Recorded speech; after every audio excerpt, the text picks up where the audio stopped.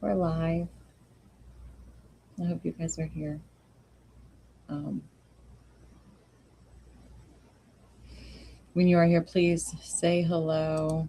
And yeah, we are going to do hopefully two, maybe just one for sure.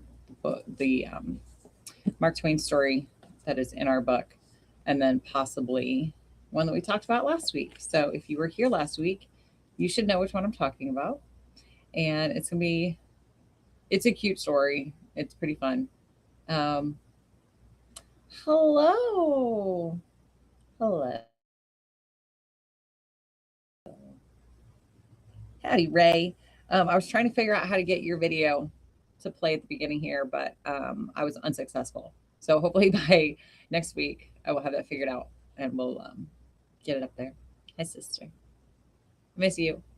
I'm really sad work is not going to make it so you can come down on Friday, but I may yet do, I'm probably still going to do the Friday the 13th out of the book of ghost stories that you got me. Um, it's right there. And we'll see.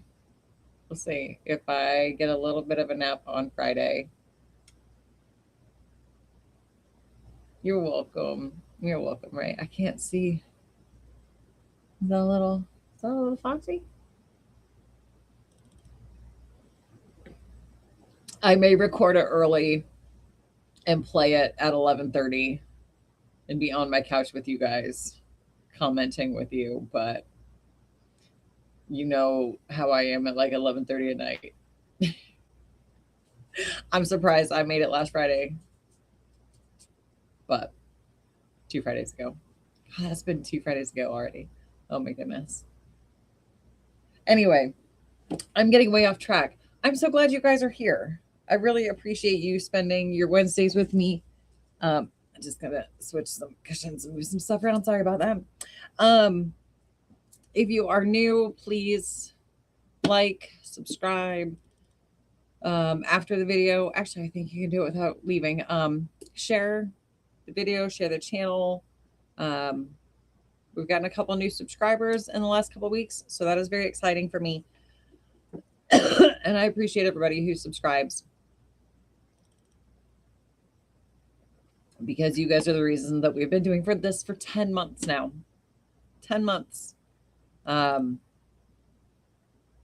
I was just looking. So the last play that I did at Civic before the pandemic closed, um, well, open and closed on this coming weekend 6 years ago. So Facebook has been full of my I Hate Hamlet memories. And it's such a fun show. I don't hate Hamlet. I've not ever been in Hamlet, so I might hate it if I had to perform it. But anyway, we are on the side of the pond right now. We are reading Mark Twain. Tonight is, I was going to reread it. I read this story a million years ago for Mr. Ricky in English class. And I loved it at the time. It didn't feel as Mark Twainy to me. So we will see if it still has that same feel and all of that good stuff. I hope you guys have something to drink. I have my whimsical glass, but tonight we just have sparkly water. So tuck in, cozy down. If you have a cat or a dog, pull them up on your lap and we'll get to it. This one is called Eve's Diary. Saturday. I am almost a whole day old now. I arrived yesterday. That is as it seems to me. And it must be so, for if there was a day before yesterday, I was not there when it happened, or I should remember it. It could be, of course, that it did happen and that I was not noticing. Very well. I will be very watchful now. And if any day before yesterday's happened, I will make a note of it. It will be best to start right and not let the record get confused, for some instinct tells me that these details are going to be important to the historian someday. For I feel like an experiment. I feel exactly like an experiment. It would be impossible for a person to feel more like an experiment than I do. And so I'm coming to feel convinced that that is what I am, an experiment. Just an experiment and nothing more. Then, if I am an experiment, am I the whole of it? No, I think not. I think that the rest of it is a part of it. I am the main part of it, but I think the rest of it has to share in the matter. Is my position assured, or do I have to watch it and take care of it? The latter, perhaps. Some instinct tells me that the eternal vigilance is the price of supremacy. That is a good phrase, I think, for one so young. Everything looks better today than it did yesterday. In the rush of finishing up yesterday, the mountains were left in a ragged condition, and some of the plains were so cluttered with rubbish and remnants that the aspects were quite distressing. Noble and beautiful works of art should not be subjected to haste. And this majestic new world is indeed a most noble and beautiful work, and certainly marvelously near to being perfect, notwithstanding the shortness of time. There are too many stars in some places and not enough in others, but that can be remedied presently, no doubt.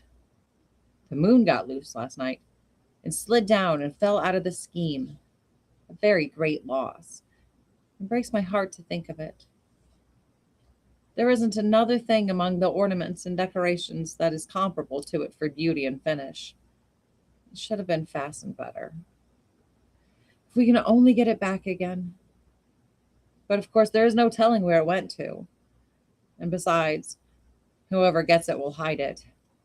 I know it because I would do it myself. I believe I can be honest in all other matters, but I already begin to realize that the core and center of my nature is love of the beautiful, a passion for the beautiful, and that it would not be safe to trust me with a moon that belonged to another person and that person didn't know I had it. I could give up a moon that I found in the daytime because I should be afraid someone was looking. But if I found it in the dark, I am sure I should find some kind of an excuse for not saying anything about it. For I do love moons. They're so pretty and so romantic. I wish we had 5 or 6. I would never go to bed. I should never get tired lying on the moss bank and looking up at them. Stars are good too. I wish I could get some to put in my hair, but I suppose I never can. You would be surprised to find out how far off they are, for they do not look it. When they first showed last night, I tried to knock some down with a pole, but it didn't reach, which astonished me. Then I tried clods till I was all tired out. I never got one. It was because I am left-handed and cannot throw good. Even when I aimed at the one I wasn't after, I couldn't hit the other one, though I did make some close shots, for I saw the black blot of the clot sail right into the midst of the golden cluster 40 or 50 times, just barely missing them. And if I could have held out a little longer, maybe I could have got one. So I cried a little, which was natural, I suppose, for one of my age. After I was rested, I got a basket and started for a place on the extreme rim of the circle, where the stars were close to the ground and I could get at them with my hands, which would be better anyway, because I could gather them tenderly then and not break them. But it was farther than I thought. And at last I had to give up. I was so tired I couldn't drag my feet another step, and besides, they were sore and hurt me very much. I couldn't get back home. It was too far and turning cold. But I found some tigers and nestled in among them and was most adorably comfortable. And their breath was sweet and pleasant because they live on strawberries. I'd never seen a tiger before, but I knew them in a minute by the stripes. If I could have one of those skins, it would make a lovely gown. Today, I am getting better ideas about distances. I was so eager to get hold of every pretty thing that I giddily grabbed for it, sometimes when it was too far off, sometimes when it was but 6 inches away, but seemed a foot, alas, with thorns between. I learned a lesson. Also, I made an axiom all out of my own head, my very first one. The scratched experiment shuns the thorn. I think it is a very good one for one so young. I think so too.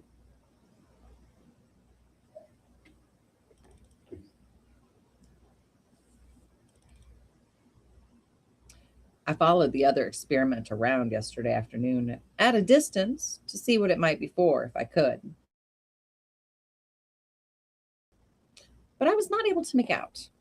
I think it is a man. I had never seen a man, but it looked like one, and I feel sure that that's what it is. I realize that I feel more curiosity about it than about any of the other reptiles. If it is a reptile, and I suppose it is, for it has frowsy hair and blue eyes and looks like a reptile. It has no hips. It tapers like a carrot. When it stands, it spreads itself apart like a derrick. So I think it is a reptile, though it may be architecture. I was afraid of it at first and started to run every time it turned around, for I thought it was going to chase me. But by and by, I found it was only trying to get away.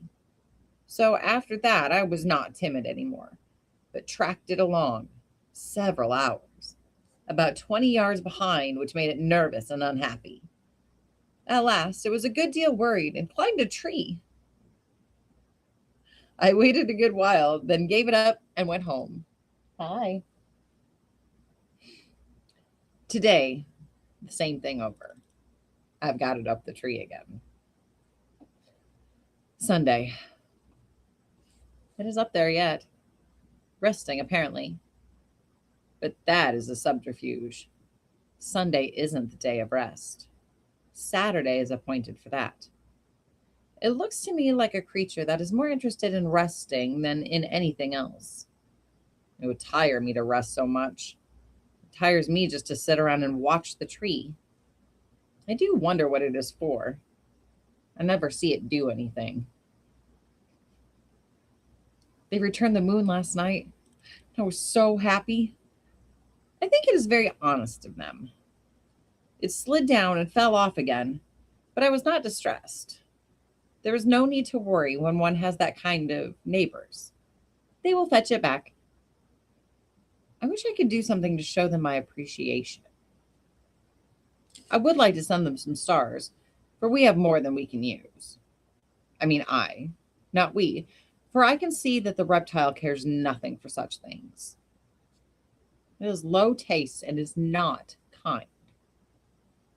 When I went there yesterday evening in the gloaming, it had crept down and was trying to catch the little speckled fishes that play in the pool. And I had to clod it to make it go up the tree again and leave them alone. I wonder if that is what it is for. Hasn't it any heart? Hasn't it any compassion for those little creatures?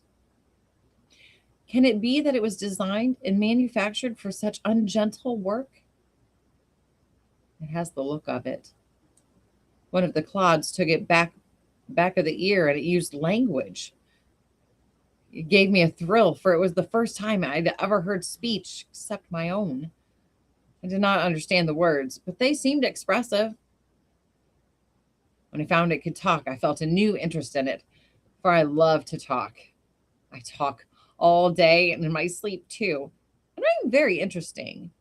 But if I had another to talk to, I could be twice as interesting and would never stop if desired. If this reptile is a man, it isn't an it, is it? That wouldn't be grammatical, would it? I think it would be he. I think so. In that case, one would parse it thus: nominative, he; dative, he, him; possessive, hisn.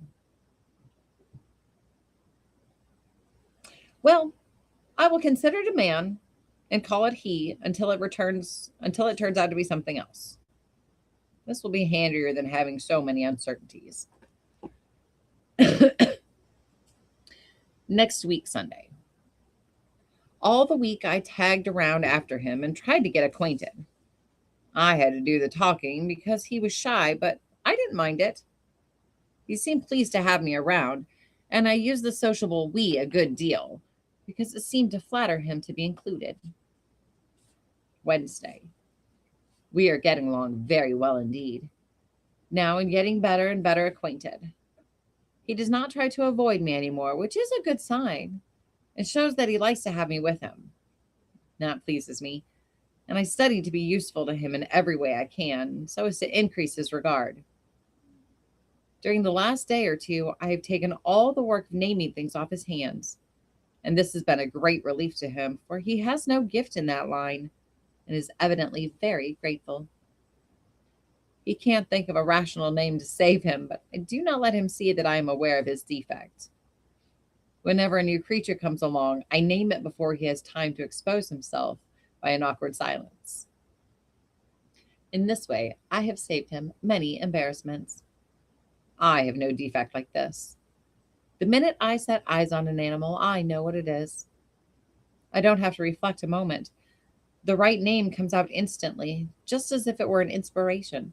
There's no doubt it is, for I am sure it wasn't in me half a minute before. I seem to know just by the shape of the creature and the way it acts what animal it is. When the dodo came along, he thought it was a wildcat. I saw it in his eye. But I saved him, and I was careful not to do it in a way that would hurt his pride. I just spoke up in a quite natural way of pleasing surprise, and not as if I was dreaming of conveying information, and said, "Well, I do declare if there isn't the dodo." I explained, without seeming to be explaining, how I know it for a dodo, and although I thought maybe he was a little piqued that I knew the creature when he didn't, it was quite evident that he admired me. That was very agreeable, and I thought of it more than once with gratification before I slept. How little a thing can make us happy when we feel that we have earned it. Thursday. My first sorrow.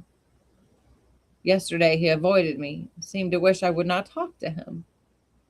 I could not believe it, and thought there was some mistake, for I loved to be with him and loved to hear him talk, and so how could it be that he could feel unkind toward me when I hadn't done anything? But at last it seemed true. So I went away and sat lonely in the place where I first saw him the morning that we were made. I did not know what he was, and was indifferent about him. But now it was a mournful place, and every little thing spoke of him. My heart was very sore. I did not know why very clearly, for it was a new feeling. I had not experienced it before, and it was all a mystery. I could not make it out. But when night came, I could not bear the lonesomeness, and went to the new shelter which he had built, to ask him what I had done that was wrong, and how I could mend it and get back in his kindness again. But he put me out in the rain, and it was my first sorrow. Sunday. It is pleasant again now, and I am happy. Those were heavy days. I do not think of them when I can help it. I tried to get him some of those apples, but I could not learn to throw straight. I failed, but I think the good intention pleased him. They are forbidden, and he says I shall come to harm, but so I come to harm through pleasing him. Who shall I care for that harm? Monday.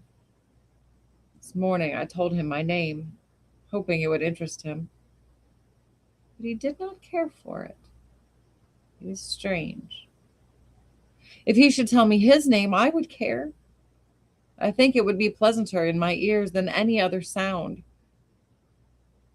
talks very little. Perhaps it is because he is not bright and is sensitive about it and wishes to conceal it.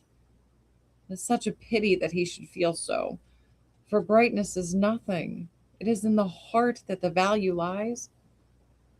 I wish I could make him understand that a loving, good heart is riches, and riches enough, and that without it, intellect is poverty. Although he talks so little, he has quite a considerable vocabulary. This morning he used, excuse me, this morning he used a surprisingly good word. He evidently recognized himself that it was a good one, for he worked it in twice afterward, casually. It was a good casual art, still it showed that he possesses a certain quality of perception. Without a doubt, that seed can be made to grow if cultivated. Where did he get that word? I don't think I've ever used it. No, he took no interest in my name. I tried to hide my disappointment, but I suppose I did not succeed. I went away and sat on the moss bank with my feet in the water.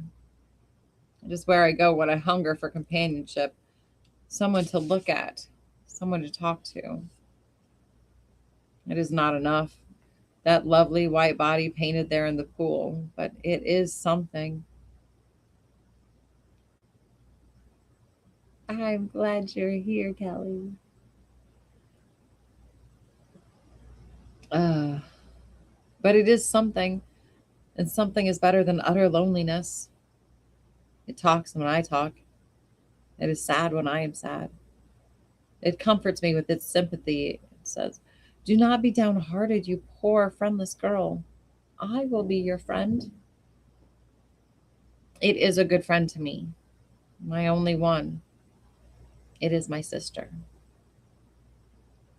The first time that she forsook me, she'll never forget that. Never, never.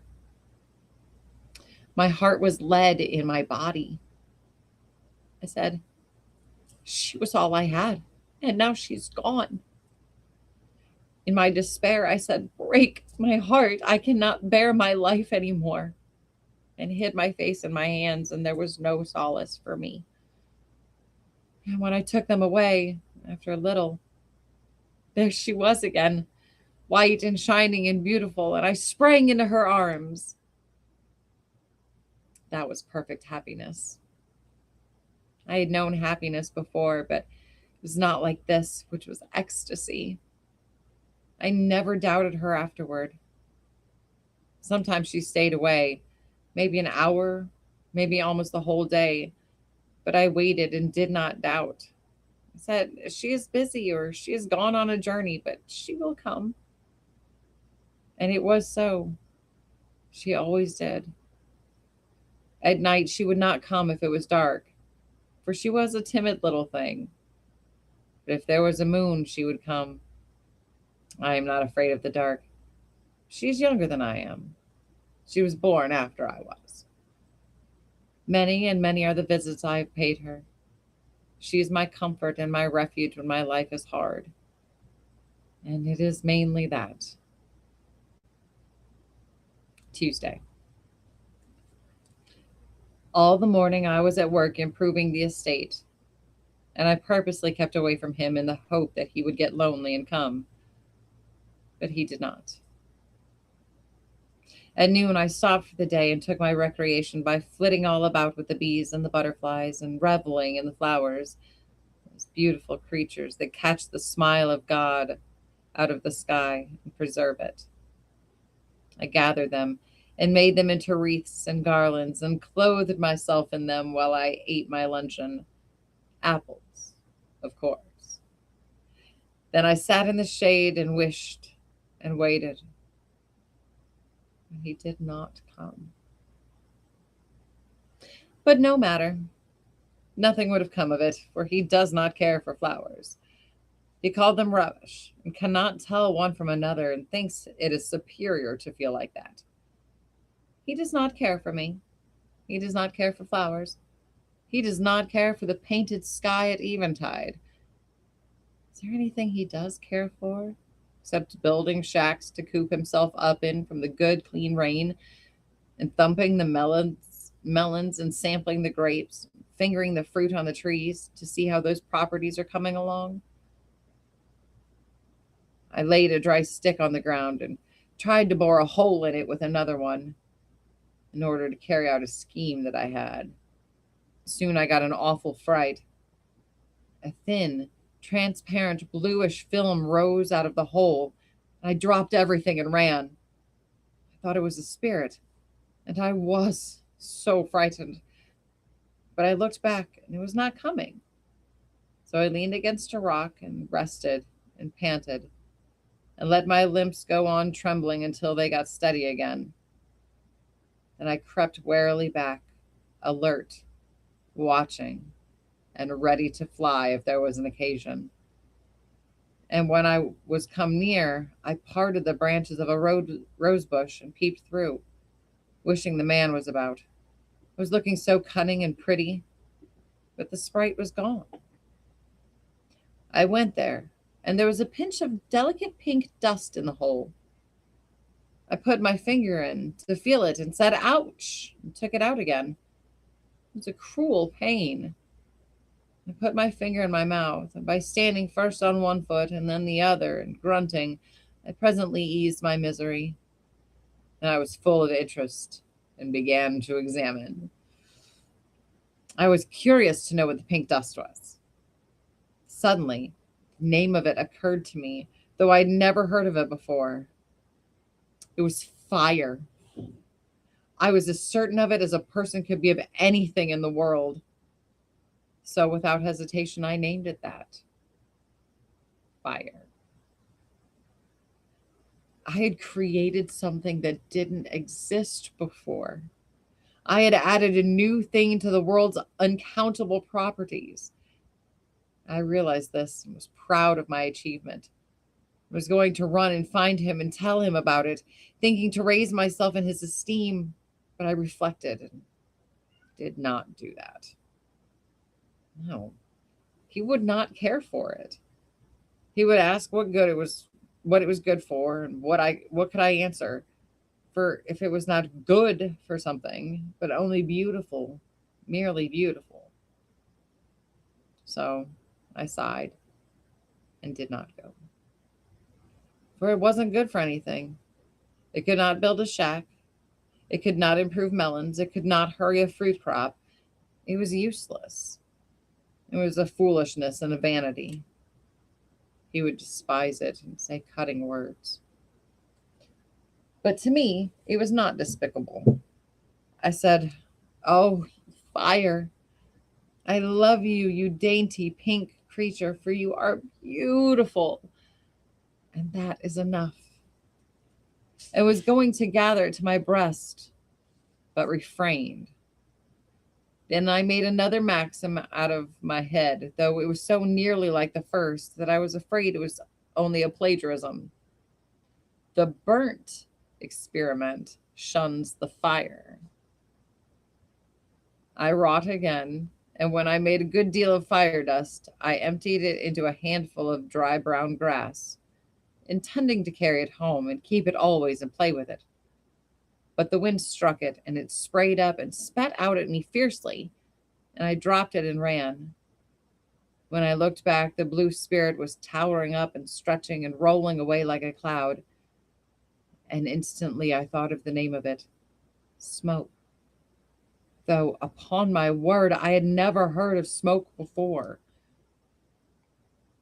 Soon, brilliant yellow and red flares shot up through the smoke, and I named them in an instant flames.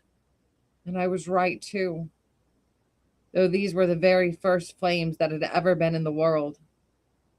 They climbed the trees, then flashed splendidly in and out of the vast and increasing volume of tumbling smoke. And I had to clap my hands and laugh and dance in my rapture. So new and strange and so wonderful and so beautiful. He came running and stopped and gazed and said not a word for many minutes. Then he asked what it was. It was too bad that he should ask such a direct question. I had to answer it, of course, and I did. I said it was fire. If it annoyed him that I should know and he must ask, that it was not my fault. I had no desire to annoy him. After a pause, he asked, "How did it come?" Another direct question, and it also had to have a direct answer. I made it? The fire was traveling farther and farther off. He went to the edge of the burned place and stood looking down and said, "What are these?" Fire coals. He picked up one to examine it, but changed his mind and put it down again. Then he went away. Nothing interests him. But I was interested. There were ashes, gray and soft and delicate and pretty. I knew what they were at once. And the embers. I knew the embers too. I found my apples and raked them out and was glad, for I am very young and my appetite is active. But I was disappointed. They were all burst open and spoiled. Spoiled apparently. Spoiled apparently. But it was not so. They were better than raw ones. Fire is beautiful. Someday it will be useful, I think. Friday. I saw him again. For a moment, last Monday at nightfall, but only for a moment. I was hoping he would praise me for trying to improve the estate, for I had meant well and had worked hard. But he was not pleased, and turned away and left me. He was also displeased on another account. I tried once more to persuade him to stop going over the falls. That was because the fire had revealed to me a new passion, quite new, and distinctly different from love, grief, and those others which I had already discovered. Fear. And it is horrible. I wish I'd never discovered it. It gives me dark moments. It spoils my happiness. It makes me shiver and tremble and shudder. I could not persuade him, for he has not discovered fear yet, so he could not understand me.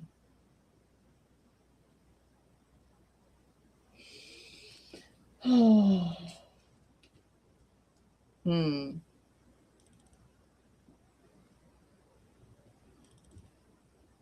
So, the other half. And we're not done. We're not done.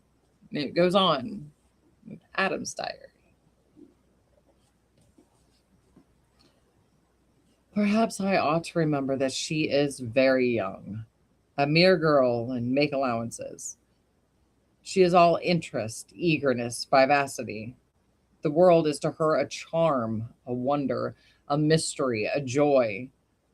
She can't speak for delight when she finds a new flower. She must pet it and caress it and smell it and talk to it and pour out endearing names upon it. And she is color mad.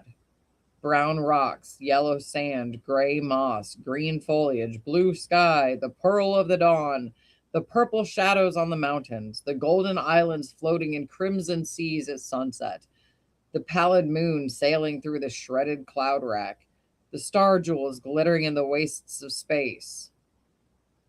None of them is of any practical value so far as I can see, but because they have color and majesty, that is enough for her, and she loses her mind over them. If she could quiet down and keep still a couple minutes at a time, it would be a reposeful spectacle.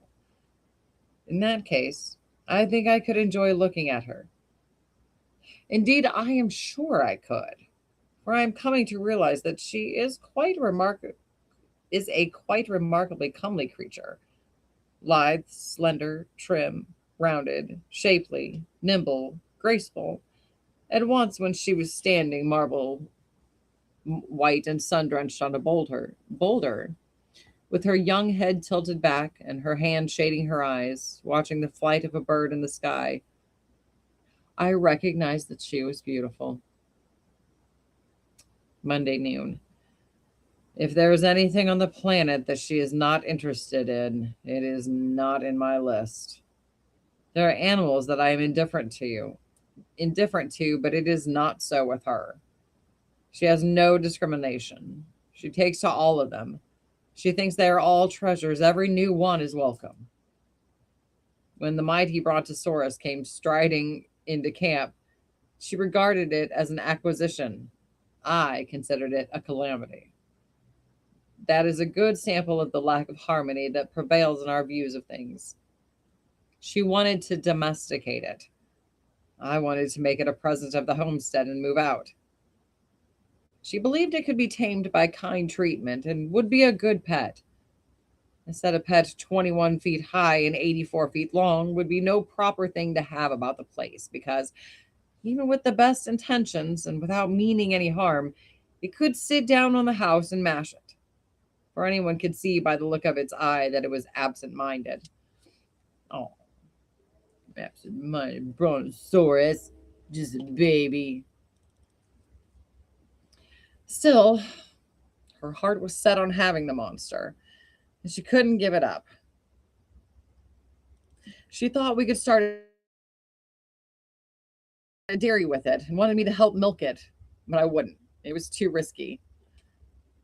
The sex wasn't right, and we hadn't any ladder anyway.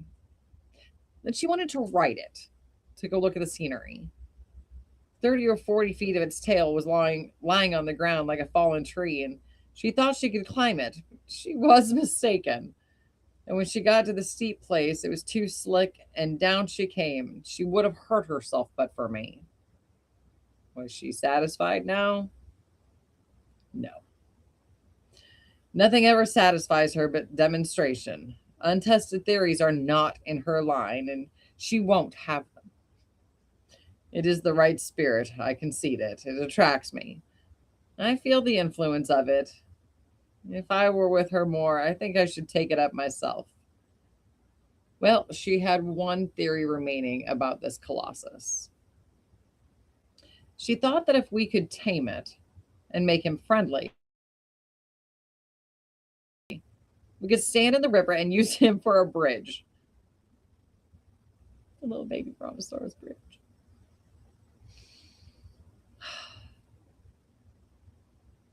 It turned out he was already plenty tame enough, at least as far as she was concerned. So she tried her theory, but it failed. Every time she got him properly placed in the river and went ashore to cross over him, he came out and followed her around like a pet mountain, like the other animals. They all do that. Friday, Tuesday, Wednesday, Thursday, and today, all without seeing him.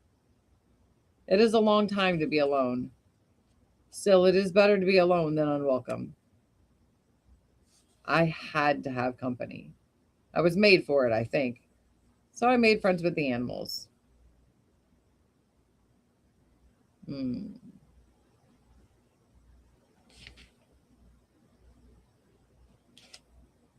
Sorry, it felt to me like it was back to her, but it's not.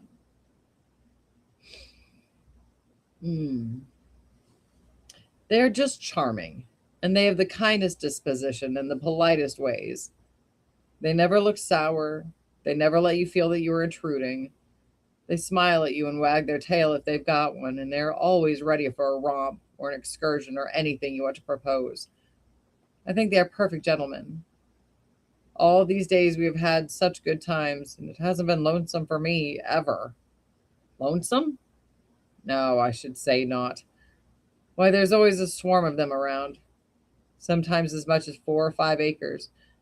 You can't count them. And when you stand on a rock in the midst and look out over the furry expanse, it is so mottled and splashed and gay with color and frisking sheen and sun flash, and so rippled with stripes that you might think it was a lake. Only you know it isn't. And there's storms of sociable birds and hurricanes of whirring wings, and when the sun strikes all that feathery commotion, you have a blazing up of all the colors you can think of, enough to put your eyes out. We have made long excursions and I have seen a great deal of the world. Almost all of it, I think. And so I am the first traveler, and the only one. When we are on the march, it is an imposing sight. There's nothing like it anywhere. For comfort, I ride a tiger or a leopard, because it is soft and has a round back that fits me, and because they are such pretty animals. But for long distance or for scenery, I ride the elephant. He hoists me up with his trunk, but I can get off myself. When we are ready to camp, he sits and I slide down the back way. The birds and animals are all friendly to each other, and there are no disputes about anything. They all talk, and they all talk to me, but it must be a foreign language, for I cannot make out a word they say. Yet they often understand me when I talk back, particularly the dog and the elephant. It makes me ashamed. It shows that they are brighter than I am, for I want to be the principal experiment myself, and I intend to be too. I have learned a number of things, and I am educated now, but I wasn't at first. I was ignorant at first. At first, it used to vex me because, with all my watching, I was never smart enough to be around when the water was running uphill.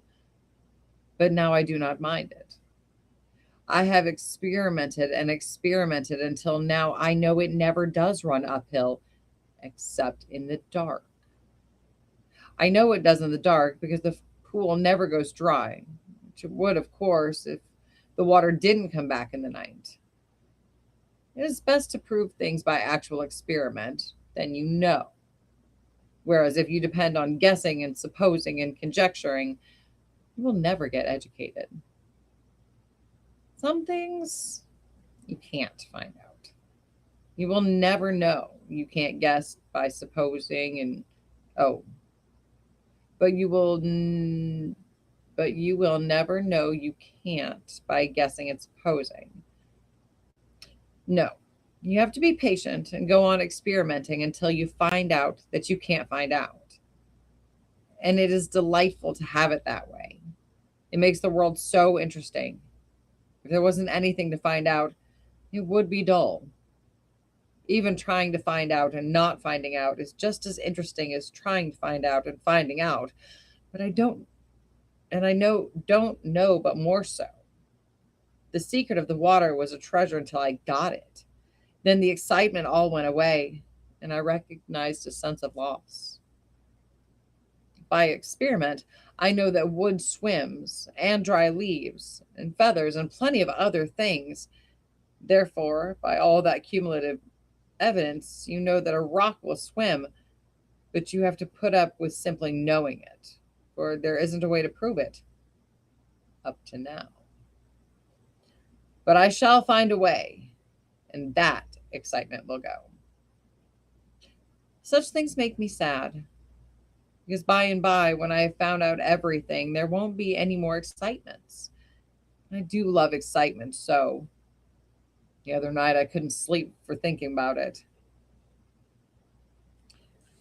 At first, I couldn't make out what I was made for, but now I think it was to search out the secrets of this wonderful world and be happy and thank the giver of it for devising it. I think there are many things to learn yet. I hope so. And by economizing and not hurrying too fast, I think they will last weeks and weeks. I hope so. When you cast up a feather, it sails away on the air and goes out of sight. Then you throw up a clod, and it doesn't. It comes down every time. I have tried it, and it is always so. I wonder why it is. Of course, it doesn't come down, but why should it seem to? I suppose it is an optical illusion. I mean, one of them is. I don't know which one. It may be the feather, it may be the clod. I can't prove which it is. I can only demonstrate that one or the other is a fake, and let a person take his choice. By watching. I'm so sorry. Oh. By watching, I know that the stars are not going to last. I've seen some of the best ones melt and run down the sky. Since one can melt, they can all melt. Since they can all melt, they can all melt the same night. That sorrow will come. I know it.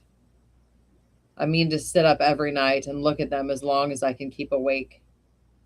And I will impress those sparkling fields on my memory, so that by and by, when they are taken away, I can by my fancy restore those lovely myriads to the black sky and make them sparkle again, and double them by the blur of my tears.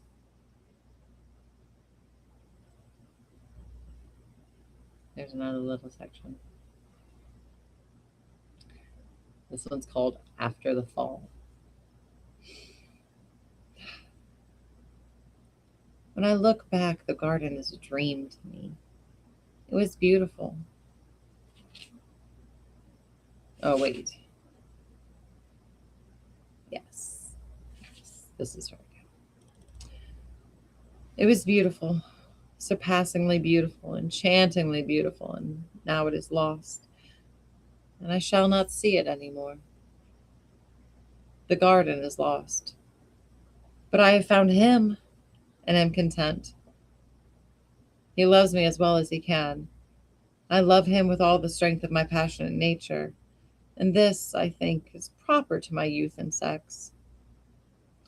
If I ask myself why I love him, find I do not know. I do not really much care to know. So I suppose that this kind of love is not a product of reasoning and statistics, like one's love for other reptiles and animals. I think that this must be so. I love certain birds because of their song, but I do not love Adam on account of his singing. No, it is not that. The more he sings, the more I do not get reconciled to it. Yet I ask him to sing, because I wish to learn to like everything he is interested in. I am sure I can learn, because at first I could not stand it, but now I can. It sours the milk, but it doesn't matter. I can get used to that kind of milk. It is not on account of his brightness that I love him. No, it is not that. He is not to blame for his brightness, such as it is, for he did not make it himself. He is as God made him, and that is sufficient. There was a wise purpose in it. That I know. In time it will develop, though I think it will not be sudden. Besides, there is no hurry. He is well enough just as he is. It is not on account of his gracious and considered ways and his delicacy that I love him. No, he lacks in this regard, but he is well enough just so, and is improving. It is not on account of his industry that I love him. No, it is not that. I think he has it in him, and I do not know why he conceals it from me. It is my only pain. Otherwise, he is frank and open with me now. I'm sure he keeps nothing from me but this. It grieves me that he should have a secret from me, and sometimes it spoils my sleep thinking of it. But I will put it out of my mind. It shall not trouble my happiness, which is otherwise full to overflowing. It is not on account of his education that I love him. No, it is not that. He is self-educated and does really know a multitude of things, but they are not so. It is not on account of his chivalry that I love him. No, it is not that. He told on me, but I do not blame him. It is a peculiarity of sex, I think, and he did not make his sex. Of course, I would not have told on him. I would have perished first. But that is a peculiarity of sex too, and I do not take credit for it, for I did not make my sex. Then why is it that I love him? merely because he is masculine, I think. At bottom, he is good, and I love him for that. But I could love him without it. If he should beat me and abuse me, I should go on loving him. I know it. It's a matter of sex, I think.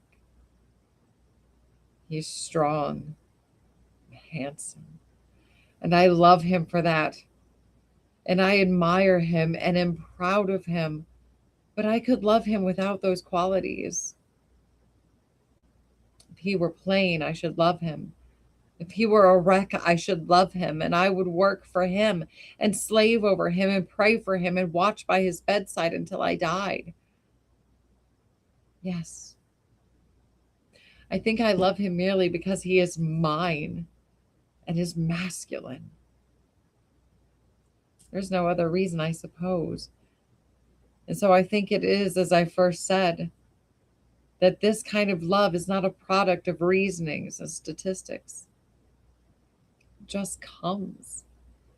No one knows whence and cannot explain itself and doesn't need to. It is what I think. But I am only a girl, the first that has examined this matter, and it may turn out that in my ignorance and inexperience, I've not got it right. 40 years later, it is my prayer. It is my longing that we may pass from this life together, a longing which shall never perish from the earth, but shall have place in the heart of every wife that loves until the end of time, and it shall be called by my name. But if one of us must go first, it is my prayer that it shall be I, for he is strong. I am weak. I am not so necessary to him as he is to me. Life without him would not be life. Now could I endure it? This prayer is also immortal and will not cease from being offered up while my race continues. I am the first wife, and in the last wife I shall be repeated. At Eve's grave, Adam, wheresoever she was, there was Eden.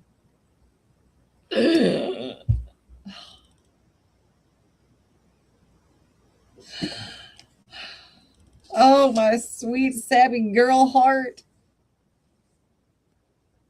It's just as good as I remember.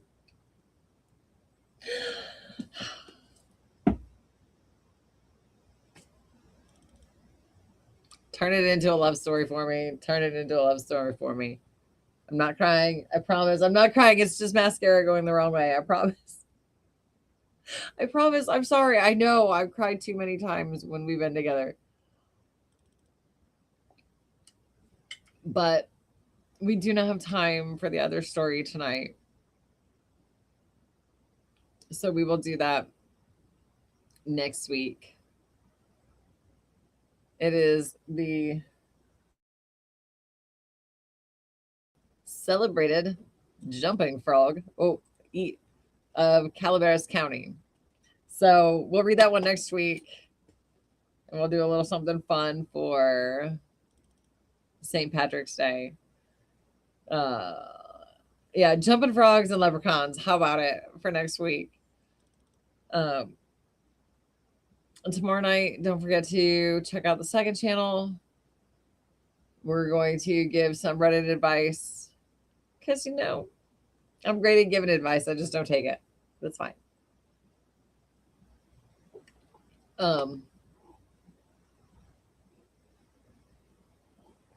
Thank you guys. We got everybody stopping by. Yeah, it's been a great night again. I am gonna get stuff ready for tomorrow. And yeah, again, like, share, subscribe, do the whole things, get notifications. Send suggestions for your favorite short stories or write me one and send it to me. We'll read it. To actually a week from Friday is the first day of spring. So yeah, we'll start with the spring stories. I mean, we'll keep going in this book because we got lots left to go. Where are we at? We're right there. So yeah, we got a lot left to go in this one. But I will talk to you guys soon. I love you so much. Thank you for being here.